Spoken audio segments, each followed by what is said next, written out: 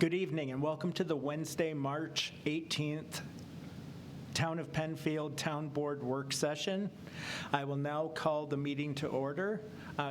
Councilmember Lang, would you please lead us in the Pledge of Allegiance? Sure.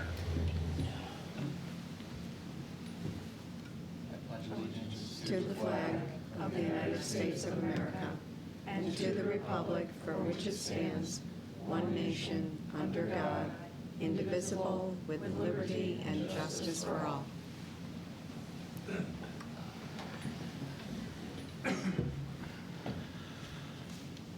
Okay, if folks have had an opportunity to review the work session minutes from February 18th of 2026, could I get a motion to approve? So moved. Second? I'll second. Vote. Barry. Aye. Dean. Aye. Getz. Aye. Lang. Aye. Teglash. Aye. Okay, now we will move on to the minutes from the special legislative session of that same night. Can I get a motion to approve? So moved. Second. Vote. Barry. Aye. Dean. Aye. Getz. Aye. Lang. Aye. Teglash. Aye. Unless there's any objection, I would like to get unanimous consent to change the order of the agenda and switch public participation and our guests. We have out-of-state guests who are here remotely who are ready to give their presentation. Is there any objection? No? No objection. Do we have public? Do we have people waiting? We may. Okay. Yep. Okay, so Carrie, do you want to? Sure. On Zoom in a moment, and Brian, I'm not seeing them large on this. Oh, they're up there on the corner. Perfect.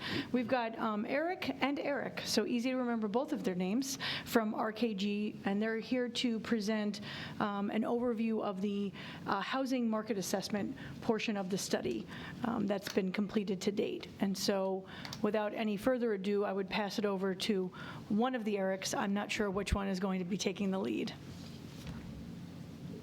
Thanks, Gary. Good evening, members of the town board, staff. Great to be here with you again. Eric Alverson, principal with RKG Associates. Tonight, we wanted to just provide you with a pretty quick, hopefully 15-minute overview of what I believe you have hopefully seen and at least had a chance to take a look at, a lot of information about Penfield's housing market. So we kind of wanted to just hit the highlights, but of course we are happy to answer any questions that board members may have. Excuse me, Eric, I'm going to ask you to pause for a moment. Right now, the presentation is a thumbnail size on the screen that the town board members can see, so I need our folks in. Thank you. Beautiful. That's amazing. All right. Now they can see. We were going to be testing everyone's eyesight. Okay, great. No problem. So yeah, happy to answer any questions after Eric with a K runs through the slides, or if you happen to have any questions in the future, of course, we're happy to answer those. And just a really quick recap on where we stand with the overall project timeline. So we've completed this draft of the market analysis and existing conditions. We've also put together a draft of the fiscal impact analysis, which we've shared internally with town staff. And we're now working with town staff to begin to think through potential development scenarios and what we call the spatial analysis, which is sort of looking at where development may want to go in the future or the direction that development may take in the future in Penfield. And are there different scenarios that we want to run through the fiscal impact that could really help guide the town's regulatory, infrastructure investments, incentives, things like that as we think about the future of Penfield. So we're a little more than halfway through now, and we're excited tonight at least to share this first piece with you. So without much further, I'll give it over to Eric to provide the overview. Great. So I'm going to just talk highlights for following the same sort of progression that you would find in the complete market analysis assessment. So we'll start with population and households. I'll talk a little bit about the labor market and economy, then move into the housing market, and then the implications of that on affordability. And happy to answer any questions related to anything that you might have had in the entire report, but this will just be a highlights sort of reel of all of the findings. So to start things off, looking at total population, so how the population has been changing in Penfield and how have you been changing relative to your neighbors. You've seen consistent growth since 2009. With a little bit of increase from your usual gradual growth rate following 2020. A lot of communities, particularly those outside of metro areas and urban cities, saw a lot of this growth as COVID-19 saw a lot of shuffling and work from home. So those sorts of dynamics are common trends that we've seen all across the Northeast. To just give you a sense, and I believe you can see my cursor as I'm sharing, but let me know if not. Penfield sits relatively in the middle amongst your neighbors in terms of size. And as you can see here over the past decade, so this is 2009 to 14 to 19 to 2024, so the last 5-year estimates, you see that you've seen this sort of increased growth following the pandemic. So what does that growth mean and how does that translate into households and incomes? We like to plot basically along this X and Y, what was the change in real income? So median income from 2019 in 2024 dollars compared to 2024 dollars today. So what was that sort of income growth change going up and down, and then across the X-axis, were you growing or were you shrinking? And as you can see here, amongst your neighbors, as well as the rest of the communities in the county, you saw a decent share of population growth and also real income growth, which obviously has strong implications across the housing market. And to sort of flesh that out a little bit further, we like to look at how is the composition of that population changing? So if you think about how old are the people moving in, who's staying, who's moving out, how are those changes happening? We like to compare different segments of the population broken down by various age cohorts. So the real important ones that I want to highlight is you'll notice here in red, this is looking at your population under 20. And your population 65 and older. So this is basically looking at how many young people do you have relative to the amount of older adults do you have, and you're nearing a 1-to-1 ratio.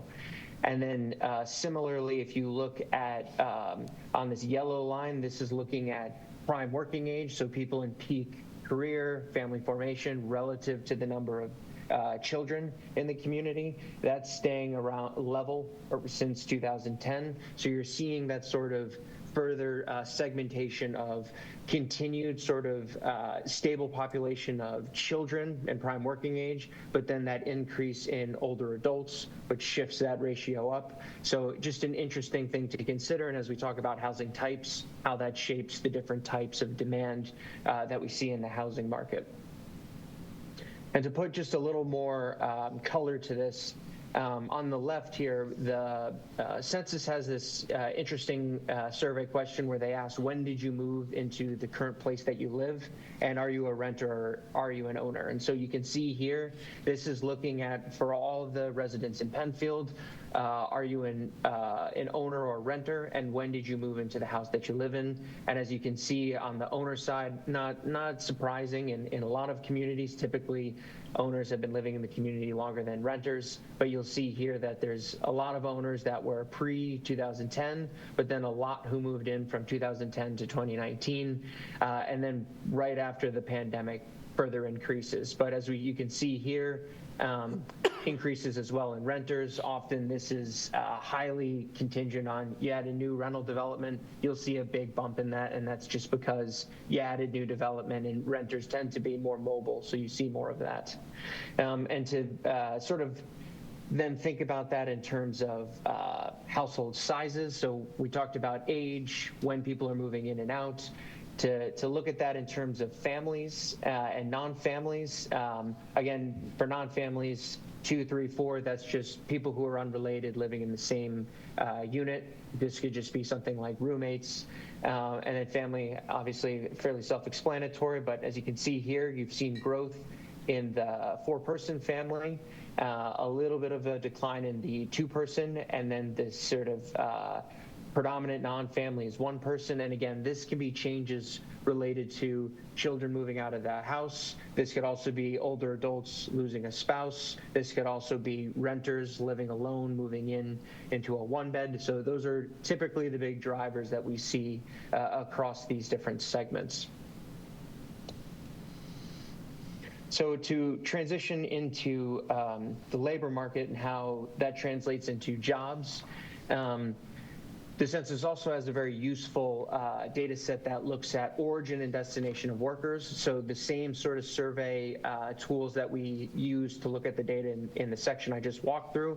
Here's now a look at where do you live and then where do you go to work. And as you can see here, the really interesting dynamic is that you have more people who live in Penfield but work elsewhere, so commuting out during the day. But you do have a pretty decent flow also coming from outside of Penfield and then coming to work in Penfield.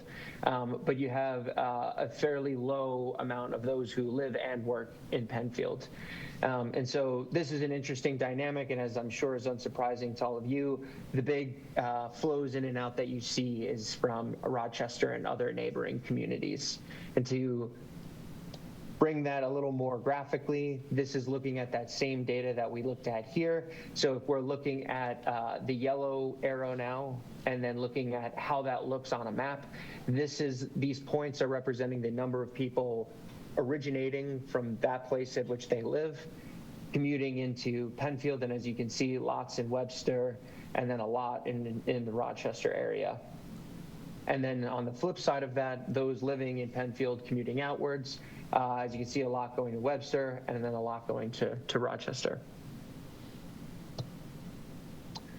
So now looking at jobs in Penfield, so this could be people who live and work in Penfield, but this is the jobs number. So this is for all the employers in Penfield, the number of employees that they have across the different sectors. And as you can see here, some of the largest sectors are in healthcare, retail, manufacturing, and government.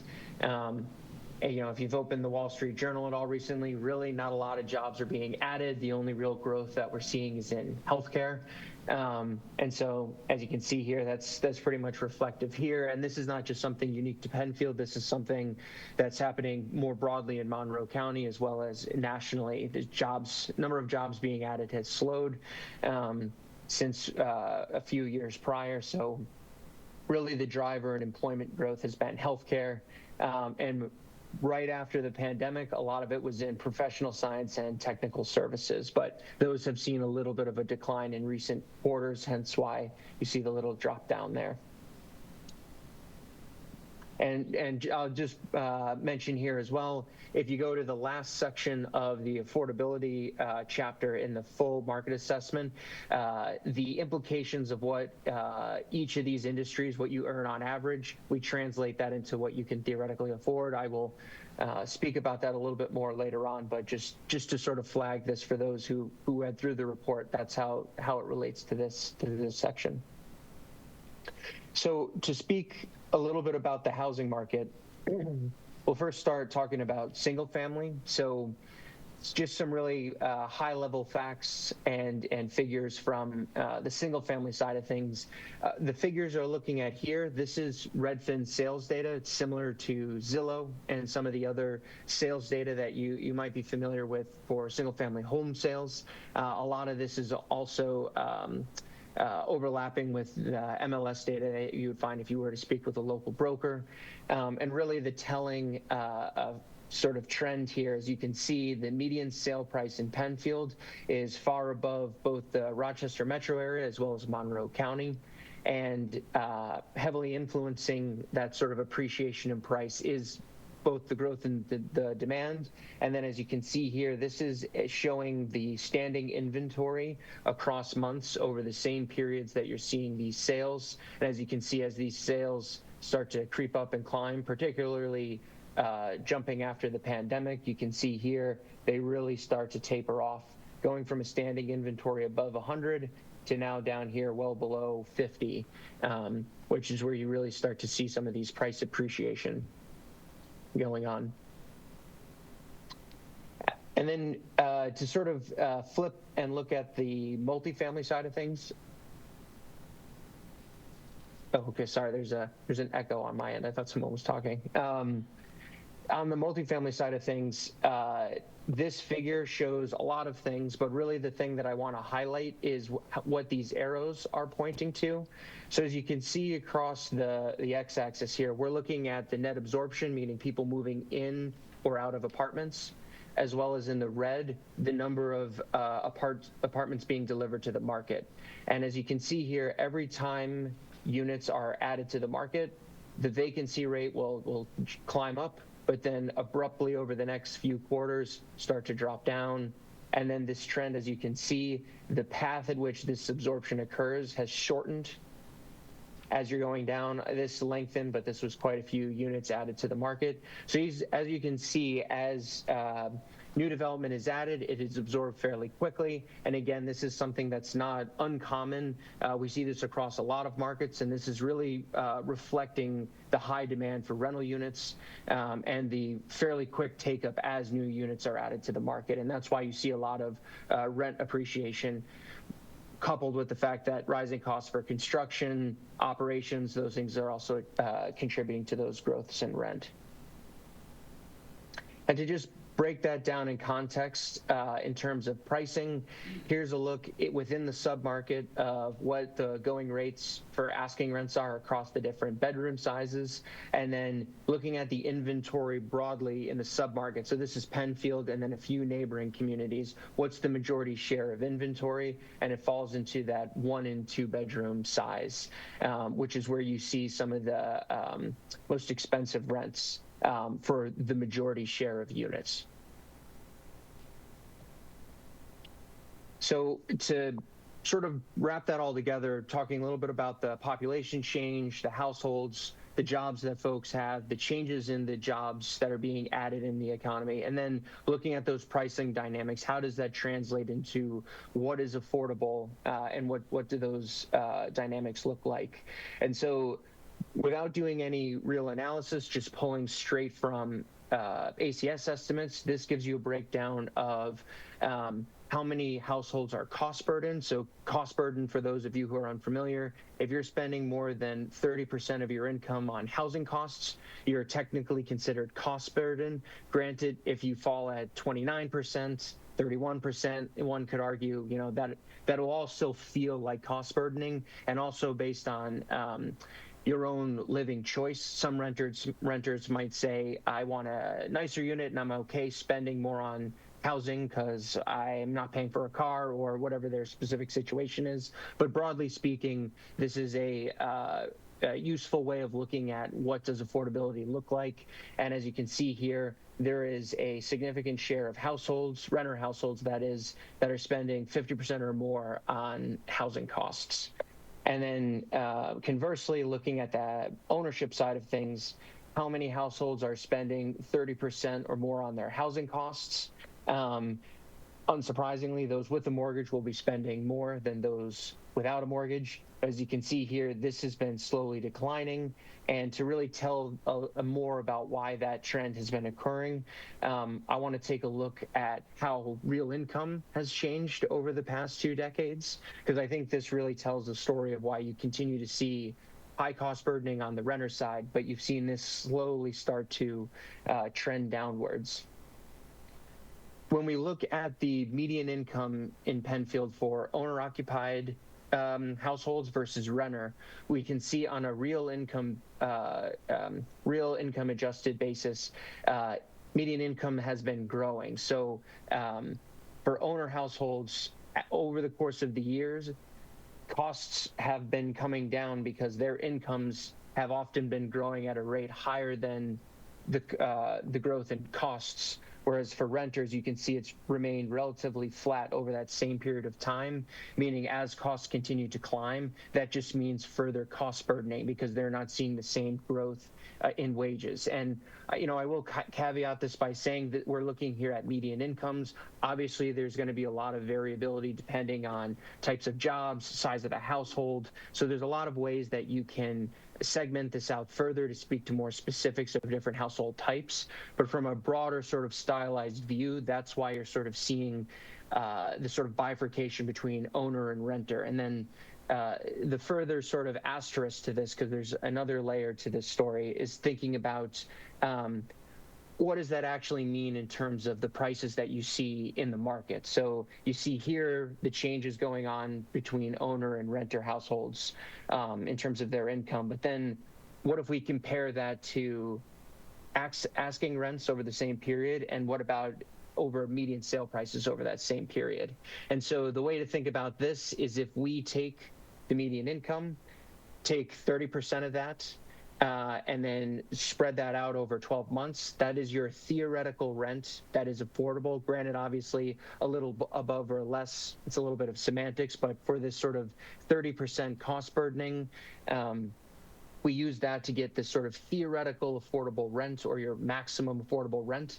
And here you can see that that has slowly drifted upwards, but it has remained effectively below what the average asking rent is. So again, further to that story of why you're seeing more cost burdening on the renter side. But then on the homeowner side, you can see that the maximum affordable price that homeowners can pay is growing at a pace that's above the median sale price. Although the caveat here is that this is based on being able to afford the down payment, which for this, you could think of this like a mortgage calculator that you could find on Bankrate or Zillow. It works in the same sort of way. This is assuming a 20% down payment. So this is basically saying that it would be affordable for households provided they have the cash to cover the 20% down payment in this example. So when we're thinking about potential barriers or issues in terms of the ownership side of things, we're often seeing the trend that this is affordable for new homeowners into Penfield, but that's often self-selection, because if you're moving into Penfield, that typically means that you can afford to do so. So that's why you sort of see this dynamic play out, as opposed to those who might be existing looking to downsize or change to a different housing type. That situation may be a little bit different. But again, just to sort of speak to in stylized facts about the changes in affordability within the market, these measures just sort of provide different levels of light to that. And so I want to keep to time. I think that's, yes, I believe that's all that we have here. Happy to answer any questions. I know I went through that fairly quickly. I did want to respect time, and also happy to answer questions more broadly of anything that you might have found in the full assessment. Thanks.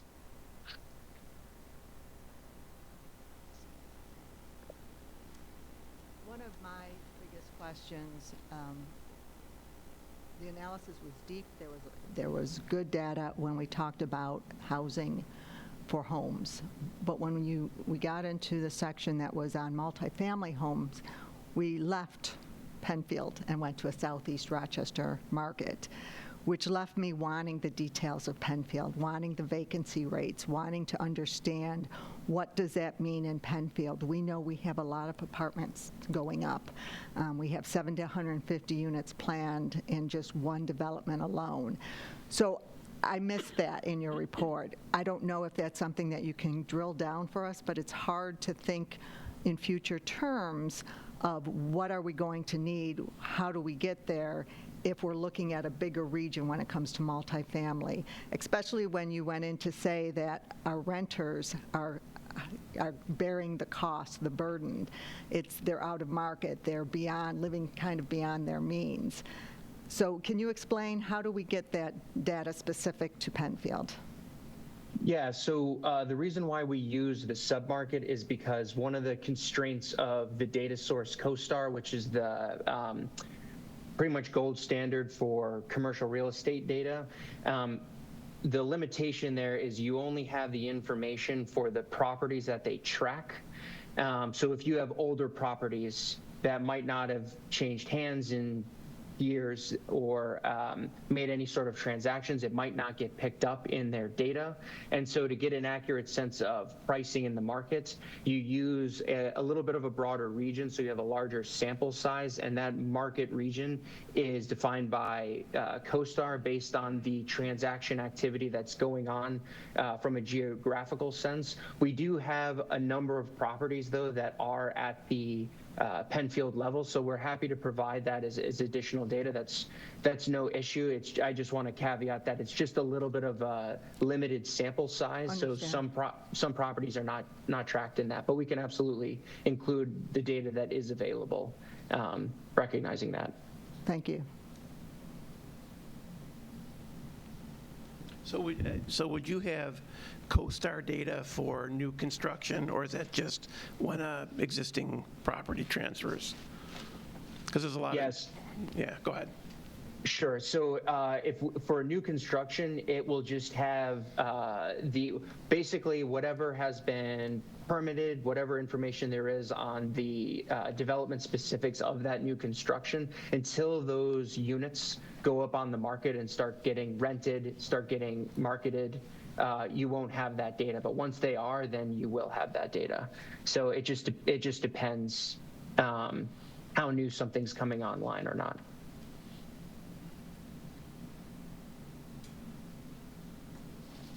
You know, one thing I wanted to point out, and this is for those who are watching but haven't seen the report, there is a slide in the full report that talks about households earning below $150,000 are increasingly unable to compete in the ownership market. And that's not what we would consider low income, right? Those are our teachers, our nurses, people that work in the town of Penfield. So when we talk about workforce housing, that is a component that I think in our future we do want to look at within the town of Penfield. Will your recommendations, when you get to that point, distinguish between subsidized affordable housing, which a lot of people think of when we talk about workforce or lower income, which is something very separate, but distinguish between that and workforce housing needs? And can you provide us with that language so that we can share that? Because when I saw that $150,000 number, it wasn't surprising, but it said something, that $150,000 you're priced out of the home market within Penfield. Yeah, and just to speak to that quickly, absolutely. Usually when we're doing housing strategies, we have strategies that are segmented by income level in the market, because there are tools and incentives and regulatory policies that are out there that are able to sort of target specific, households at different area median incomes versus, the private development side that's typically taking care, of the top of the market. So we would absolutely segment our strategies by those income and market segments. All right. Thank you. Any other questions? There was one slide that talked about it was your slide that talked about the people who work outside of Penfield, so they leave Penfield to go to work. The people who come in, they leave their home to go to work. And it talked about there was only 1,738 people who actually lived in Penfield and worked in Penfield, but it didn't include the 4,447 residents who are working from home. How does work from home change that picture, and does that factor into the fiscal resilience that comes into our housing demand? When I think of people 4,000 people working from home and that number growing, is what do they look for in a house? Usually they're looking for a separate workspace. So would they have different housing needs, and is that something that you'll be able to calculate in?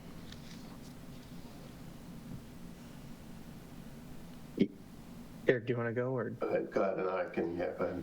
Okay, yeah, so I was just going to mention that you bring up a great point. That is one of the challenges, the data that's used to do that sort of origin destination, it's lagged by a year from that ACS data, so that we have that, which is unfortunate. And yeah, it doesn't capture the work from home as well, because it's asking where you go to and from, rather than do you work from home. Right. So that's why we include that in there, and that absolutely does influence the way we think about various strategies, because when you think about your daytime population, during the work week versus your weekend population, which changes based on who's commuting in and out, and then a separate segment that may be just working from home different income level, spending locally, that is factoring that dynamic in as well is absolutely important in considering the different segments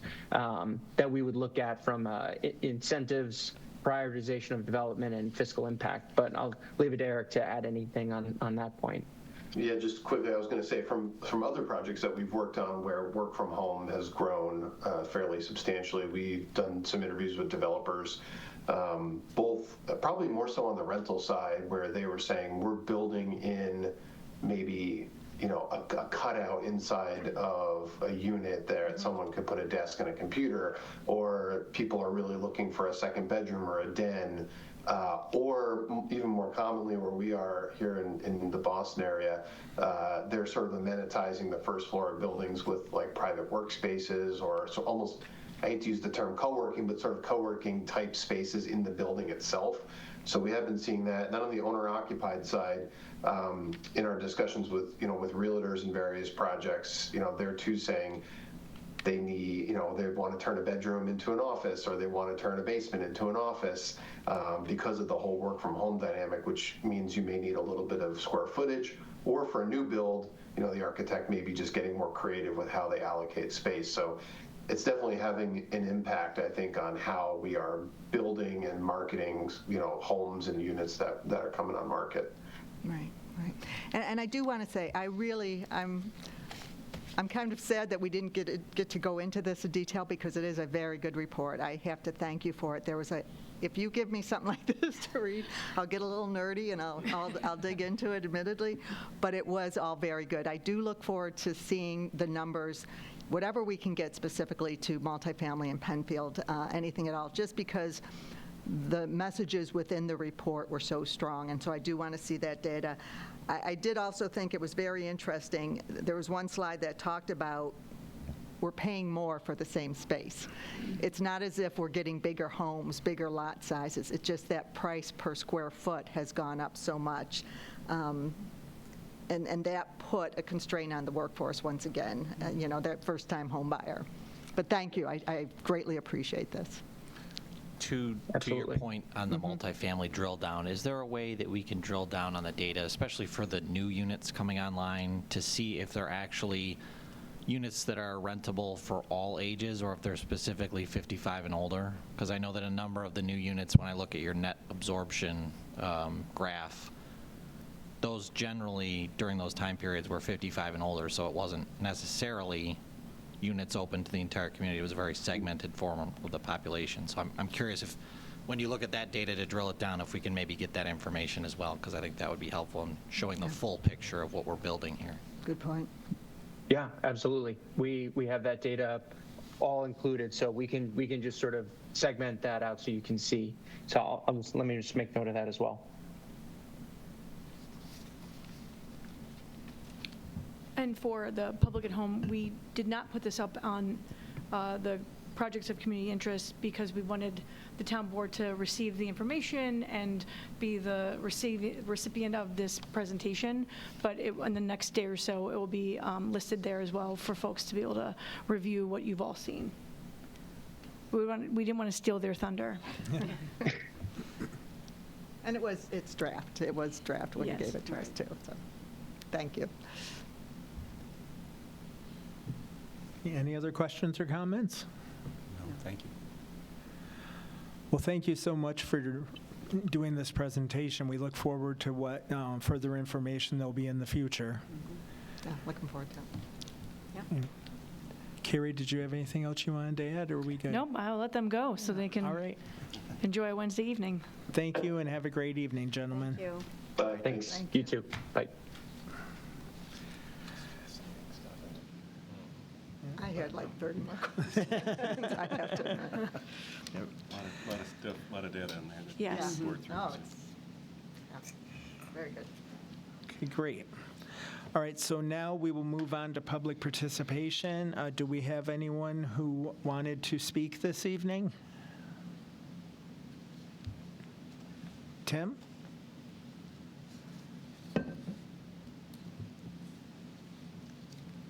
Thanks, everybody. I'll be brief. I hadn't planned to say anything, but this presentation actually pointed something out that I thought I'd share with you folks. But my question, I'm here tonight because I thought it was going to be the full final report. That's not the case, correct? Correct. Okay, so there's a couple more sections that need, okay, so fine. I'm sure you'll let us know when that's out there because all of this is terribly interesting. But one of the data points, and I couldn't see the exact number, is manufacturing, the number of jobs in Penfield. So I spent the last 14 years of my career on the leadership team at Thermo Fisher Scientific behind Panorama Plaza. How many of you folks have ever been in the building? Okay, so I dare say it's the largest employer in town. I might be wrong, but I spent 14 years there, and over the years, there were a number of things that the town would do for us, like cleaning out Allen's Creek. We'd call, they'd keep an eye on it, but while I was there, we had 2 flood events. And we moved some of our equipment to Fairport, partly because of the cost of electricity, but also because our factory mutual insurance went up $80,000 a year. Because why? We're in a floodplain. And that happened twice. And a couple of administrations ago, the leadership team asked if the town of Penfield would help. And at one point, and I think this goes back to Tony LaFountain's days, the Army Corps of Engineers was asked to come up with something to help so that, God forbid, we had flooding again, that it wouldn't go into Thermo Fisher. Because, we have 100, injection molding machines. Just imagine just the safety issue alone. But the point that I wanted to make is, I think it's both an issue and opportunity. The largest employer in town, in a floodplain, and I'm going to say probably at least 3/4 of the people came from outside of Penfield to work in Penfield. Why wouldn't we go down there and ask them, what can we do for you folks? Maybe, again, whether it's diking or something, to anticipate a future event, to protect that as an asset. So again, I don't work there, I don't know the leadership team, but I bet you if you knocked on their door, they'd give you a tour and you'd be amazed what's inside there. So that's what I wanted to share. Thank you. Thank you. Thank you, that's an interesting. And just to share with you, it was on a slide and it was fast, but the phases tonight was a market analysis and existing conditions. Then there's a fiscal impact analysis, development scenarios and spatial analysis, strategic framework, recommendations and action items, and then the final deliverables. And from what they said tonight is they're actually working with the town staff on the development scenarios and analysis. So we're on 4 of 6 phases, so more to come. Thank you, Linda. Thanks, Tim. The issue of the floodplain has a lot of economic effects for Penfield, even beyond that. So thank you for bringing that up. Other people who wish to speak? Yes, sir.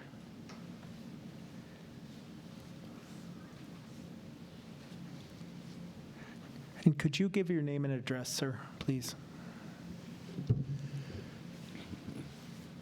I'm Martin Korn, resident since 1968 at 71 Hillary Lane, and same house all those years.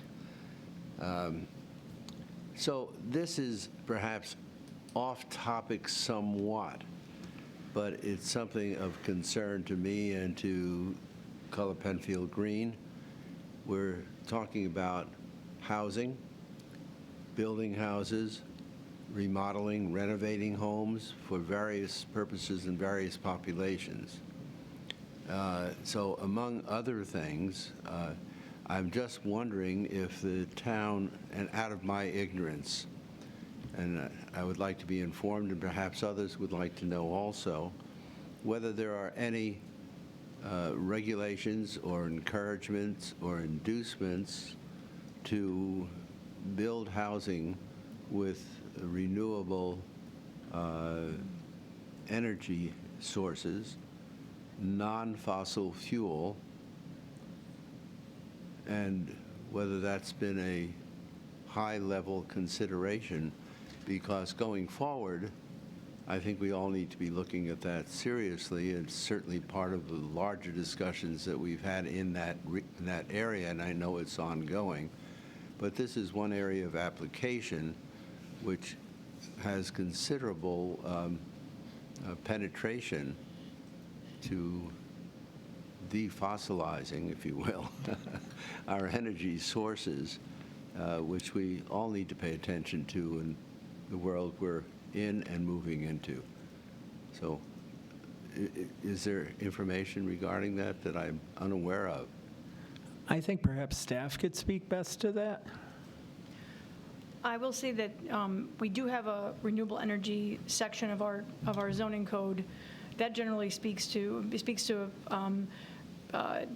renewable energy opportunities both at personal residential level, but then also at a higher, more large-scale level as well. And so before, our code was somewhat silent on those things, and so that renewable energy section, renewable section of our zoning code would be the place where people can go to understand what the requirements are and what opportunities they have.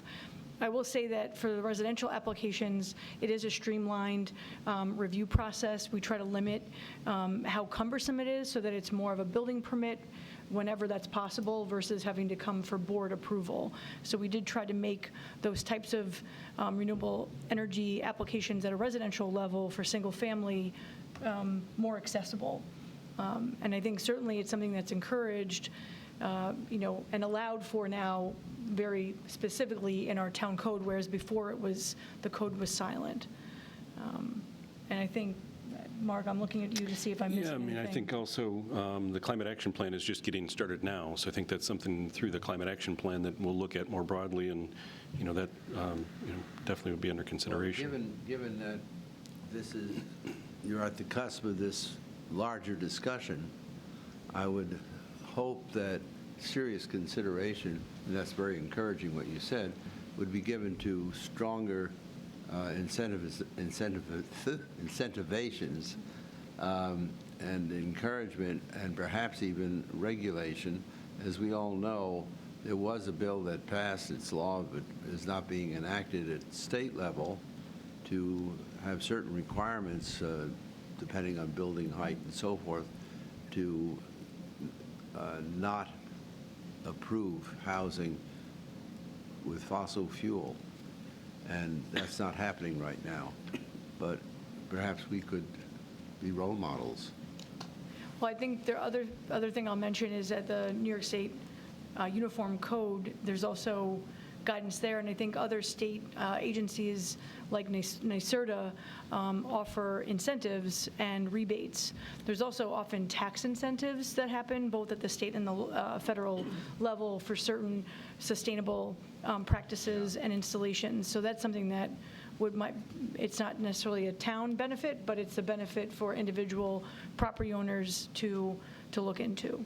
Yeah, so bringing that all together so that people involved in the process of building and renovating could have one place to look and get all that information and have it marketed so that the builders and the people buying can make use of what's available, which is less than what it used to be, but hopefully will be more in the future.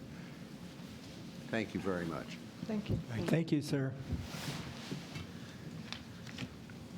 Okay, now we'll move on to action items. I'm sorry. Oh, sure.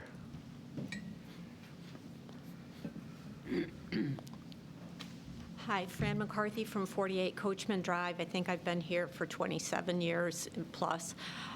One of the questions that we have, both for Color Penfield Green and the St. Joseph Holy Spirit group, was have you moved forward, and is there a process of moving forward applying for the pro-housing grants in the monies or benefits that might come into Penfield in that process to assist with housing?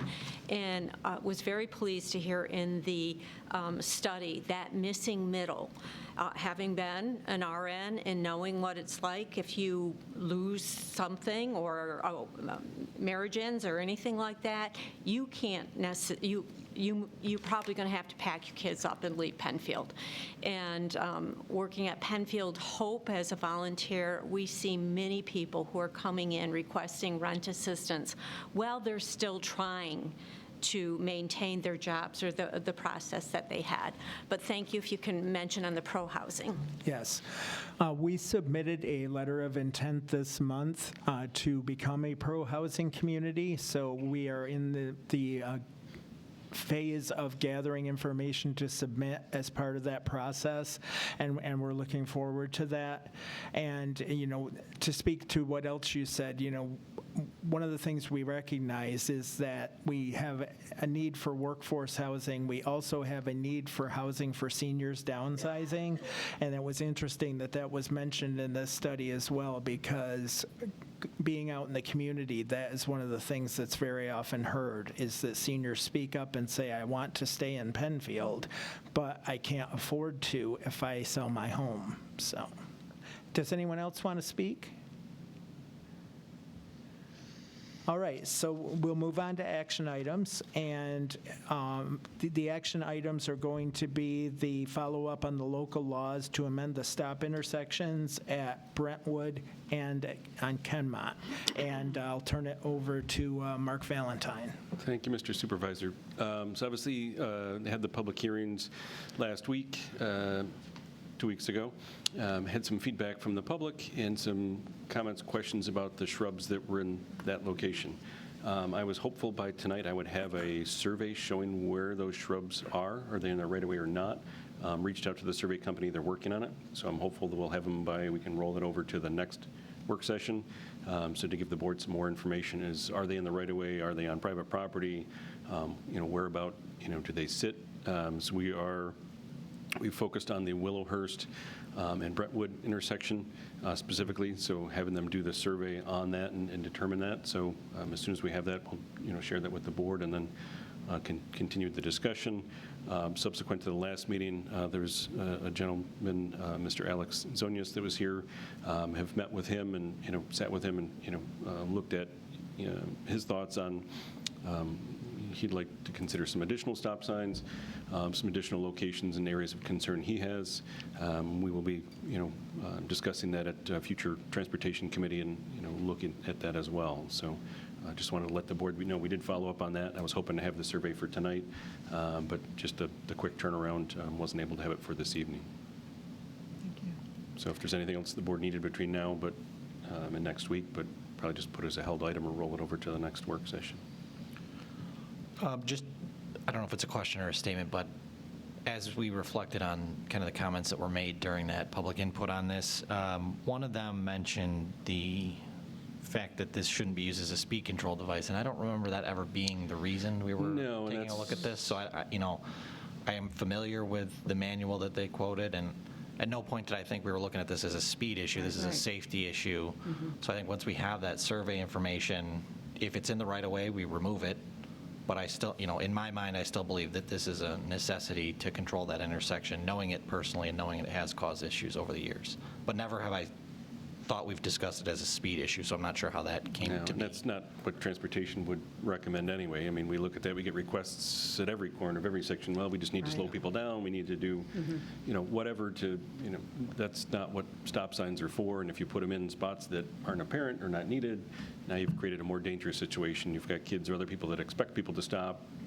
People aren't stopping because it doesn't feel like there's a need to, and then you can run into an overabundance of stop signs where it just becomes white noise, and then people start to ignore them. So we always, our recommendations out of transportation, very judicious with use of them. And to your point, it was more of a sight distance safety issue. There was an accident, fairly recently at that intersection, and looking at the sight distance issues. Yeah, I think if we can increase the sight distance with the shrubs, that's great. I still think it's a valid use for a stop sign there. So. Yeah, and the key was it's not an either or, right? I think the stop sign needs to go in, and we can look at that, and as Councilman Lang said, and as you said, Mark, if in fact those are in the right of way, or the owner would consider, then that certainly is an option. So hopefully I'll have additional information next week for the board. Yeah, I had asked Mark to request that survey because I felt that there was no way to really understand what's going on and be fair to those folks who live in that house as well as to the people in the neighborhood without having that survey. Yeah, I think the survey is a good idea. I'd like to know before we go, hacking down shrubs that was actually ours to hack. So. Absolutely, that was Yeah. critical information, Right. for sure. Council recommends that. All right. Were there other questions or comments on that? Okay, so now we will move on to informational items. The first one being a review of draft local laws under review with Carrie Ivers. Thank you, and this is really just a brief sort of introduction or sharing of information that over the last week or so, several proposed local laws were introduced to the town board by our supervisor, Kevin Berry, and utilizing the email introduction methodology. And when we do that, anytime we introduce a local law, no matter what format that takes, it gets added to the Projects of Community Interest page. So if anybody's interested in any of the proposed local law, one is to amend the cannabis retail dispensary regulations to bring them into compliance with New York State regulations and recent rules and interpretations of the law, and also OCM's oversight, and we want to be sure that our laws are not preempting state authority, which we potentially were in jeopardy of, and so the decision was made to bring us into conformance without waiting to be challenged. The second one is amending Chapter 11, Boards and Personnel, to add a new article that would allow the potential for board members to participate via video conferencing under extraordinary circumstances. Those extraordinary circumstances are defined, and they would be implemented with a policy that the town board would adopt in conjunction with this local law. So the local law allows the video conferencing, and then the policy outlines the sort of the parameters and the process by which that would be utilized if it was needed. Carrie, if I could yes. just add on that, those provisions about video conferencing, that's part of the open meetings law. Correct. But the only way you could take advantage of them is if you enact a local law authorizing it, and that's what we're doing here. Yes. So New York said we can do it. We have to just say out loud that we're doing it via a local law. And then the last of the newly proposed local laws would be to amend Chapter 120, flood damage prevention. There's been Mark could speak to this one. This is really his wheelhouse, but talking, so I'll just keep going. This is Doing great. FEMA has released a new LOMAR, it's a map adjustment, and the town was instructed to add it to our local law, or to our code, and so we are doing that. And at the same time, we're bringing our local law into conformance with the FEMA regulations and requirements, and we're also making sure that terminology and requirements at the federal level are reflected at the local level. So look back year, and the designation of who our floodplain administrator is in our code currently names the wrong title. So it names a different department. Which was In the past. Which was in the past, so it's wasn't Wrong. incorrect, but that's something as part of the new MS4 regulations that we need to make sure that that's detailed as well as on our website. So. So we're just fixing things with that particular local law. And just wanted to show it that it's on our website. The public hearings for all three will be held at the legislative session on April 1st, which seems like a fun day to have a public meeting. All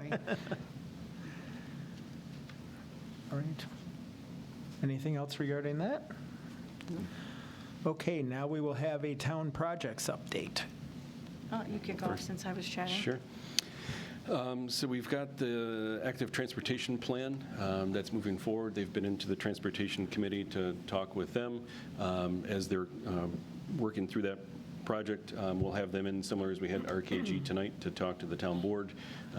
Carrie and the supervisor and I have been kind of working through schedules so we can kind of lay out when groups are coming in to share with the board and keep them updated on that. Sidewalks, if anybody's gone up Jackson Road or down Plank Road, you see flags that are coming in. So we're first out of the box for the contractor this year. We've got some tree work to do. Hopefully that's happening next week. There are some trees that unfortunately need to come out. We will be replacing them on a one-for-one basis, so if they are coming out, we do replace them back. We've got some sidewalks for them that were started to be dug in the fall on 5 Mile Line north of Plank. Those will be poured as the weather allows. And then we will be completing sidewalks on Plank Road from Shoecraft east to Jackson, and then Jackson down here to the DPW facility. So that'll be a great new asset to the town. So that is our sidewalks for 2026. Working with the supervisor, looking like May will be our time to open it up to the public for 2027 sidewalks. So typically we have a meeting, allow the public to come in. We have a running list of the sidewalks. We've not forgotten about the requests up to date, but allow public to come in and request new locations, whether via email, obviously at the public hearing, phone call, whatever they'd like, but those would be in the 2027 budget. So this year is completing the sidewalks that I just listed, and then as we look towards 2027, work on our budget for that, and then it gives us time, once the board decides where they want them, go out, do survey, begin design, permitting, the process then starts over again. So just to give you a little update on that. And then finally, just wanted to give a little update on my piece on Browncroft Boulevard. If you've traveled that recently, one, you've seen the potholes. Thankfully, the state project is coming soon. Also, you've seen the billboards going up saying that work is starting at the end of this month. Most of the initial stuff, they've got to do some utility work, some pole relocations around Qualtrough. So the project goes from Qualtrough west to 590. So it goes through Penfield, up down through the Dugway, up into Brighton. So there is some work on the Brighton side. There's some road widening on that end. There are some adjustments that hopefully be betterment for bikers, pedestrians. They're adding some sidewalk on the south side of Browncroft west of Blossom. So there's an area in there that'll be a shared sidewalk and bike use in there. It is going to be a project that continues through the summer and into the fall. So most of the milling and paving is in the September, October end of things. But just so the board is aware, and we'll put that on our website and make it available for the public. So initially start out, you may not see a whole lot as they're doing utility adjustments and everything else, but there's some of that work will happen at nighttime, so we'll brief the board on that as well, trying to minimize impacts to traffic. The nighttime milling and paving, but they've got to do drainage work down in the Dugway. They've got to do new guide rail work. There are some other improvements they're doing. They'll be adding they're called cards, the center line, audible, losing basically, if you go down the road and it has the little ridges. Rumble strips? Oh, okay. They're adding It's a those. technical term, rumble strips. They're adding those in the center of the street. They're adding those along the white line in the Dugway. So again, to create a protected edge for bicyclists in that area. So what was originally a mill and fill, they call it, basically is just a pavement replacement. We've tried to push and advocate for some additional improvements for pedestrians, bicyclists in it, and there are some betterments in that. So that's good to see. Fantastic. And then I'll just share a couple of updates. So we have got, obviously, the Alvy's Clark House and Lodge is continuing under construction and really coming into, final finishes. Flooring is, in progress. A lot of the other finish work is nearing completion. Tonight, we were fortunate to be able to have the members of the town board stop in and take a walk through, along with Historic Preservation Board members who are available. And hopefully the consensus is it's coming along as nicely as I've been telling you it is. You weren't exaggerating. So we're very excited. We'll stay tuned, and once we know things are really final and they're ready to hand the keys over, then we can talk about scheduling a formal ribbon cutting with the town board to celebrate its opening. So more to come on that. We'll be continuing to keep you posted.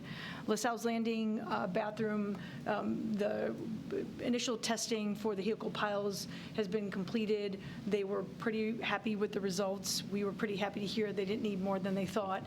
And so it sounds like they were looking at end of April based on just ordering material and getting things in and fabricated. So it sounds like foundation work will start end of April at this point. And then Penfield forward, tomorrow's Town Spaces. The community survey is open. We're encouraging everyone to participate, residents, property owners, visitors to the town, facility users. You don't necessarily need to be a town, town resident. Our fellow employees should also share feedback. So we're trying to really get as many voices in that survey as possible, just so we have the most widespread input as possible. And then following that, excuse me, there'll be some focus group conversations that happen as well. I think that's it. I think that's all I had. And how long is that survey? Just so people know that it's not a long survey to do. It's not. It should take you probably, I think we estimated, is it 8 minutes, maybe 8 or 10 minutes to take. It goes by pretty quickly. It's like click, click, click. If you want to type in words, you can type in words, but if you don't want to type in words, you don't have to type in words. So it goes pretty quickly. It will be open until the end of March or the first week in April, just to try to maximize participation. Right, you can access it via cell versus your laptop, anywhere. Makes it Anywhere, easy. and then we also have hard copies available at the clerk's office and at the library and community center, the recreation department as well. And we have gotten, I have a paper copy in possession and have already sent it along to our consultant team. Great. And we have boards up in the town hall rotunda, so if people are here visiting the town hall, they can look at the boards, add comments. And add sticky notes to, or write on the boards. We Yep, don't at so this point, just trying to- right on. Any means and methods that we can get feedback or, reach people of. And they're also at the What source? library and at the community center outside the recreation office. Perfect. All right. Thank you both for the updates. There are no held items. There is no old business. Is there any new business? Okay, there's no new business. I just want to share that the next work session meeting will be March 25th.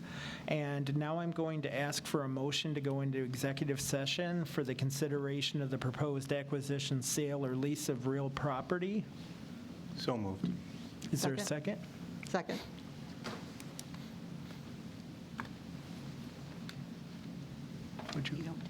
We don't need a vote? Okay.